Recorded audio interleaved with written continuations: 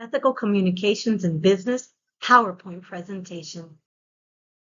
Hello, everyone. My name is Yamilet Garcia, and today I'd like to welcome you to my PowerPoint presentation on ethical communications in business. My first slide asks the question, what should guide your ethics in business? Well, according to Paul Anderson, there are three sources of guidance.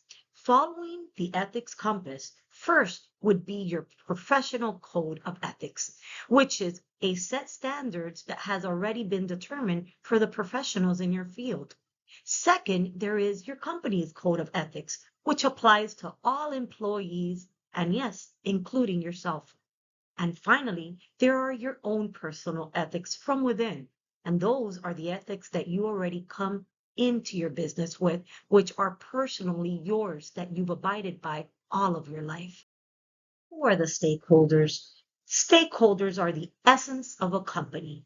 Before we begin, it is imperative that we know who the professional document is going to.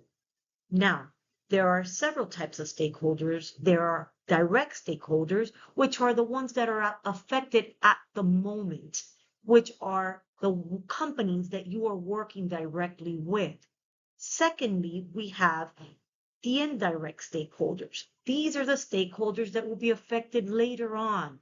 They fall under the umbrella of the direct stakeholder.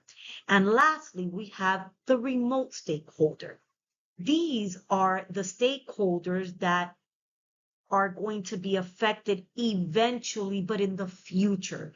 These could be people, these could be places, or these could be things, even animals. My next slide is about how to follow an ethical writing path, what you should not do as a professional in your career. First and foremost, you should never write misleading information.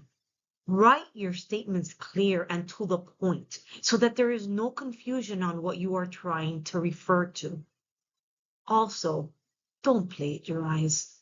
Do never take credit for someone else's work. Second, you should never use persuasive skills to manipulate others to do what benefits you. Take others into consideration and what their needs truly are. Third, never stereotype. If you feel something sounds offensive, it probably is. Avoid writing it and make sure that if you feel that this is something you need to put in your document, have a coworker, have one of your peers read it so that like that they could proofread your information and make sure that it is not something that sounds stereotypical. My next slide is report on ethical practices. Always remember that at work, if something makes you feel uncomfortable because it feels unethical, it is important to report these practices. First and foremost, remember to ask probing questions before coming to any conclusions. Find out who is directly affected by these decisions and why they are being made in the first place.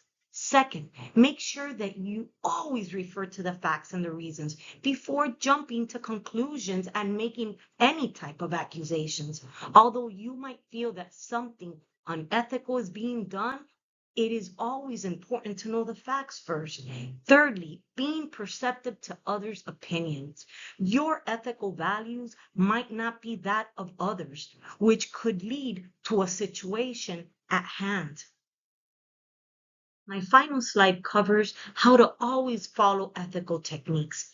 As a professional writer, we have a responsibility to always take our readers into consideration. This is especially true in persuasive writing. First and foremost, consider your readers' ideas and goals and never persuade them to forego their personal needs for your benefits. Remember to acknowledge their values. Their concerns are more important and should be met. You can always provide your reader with several options, giving them the opportunity to decide based on what they feel is best for them.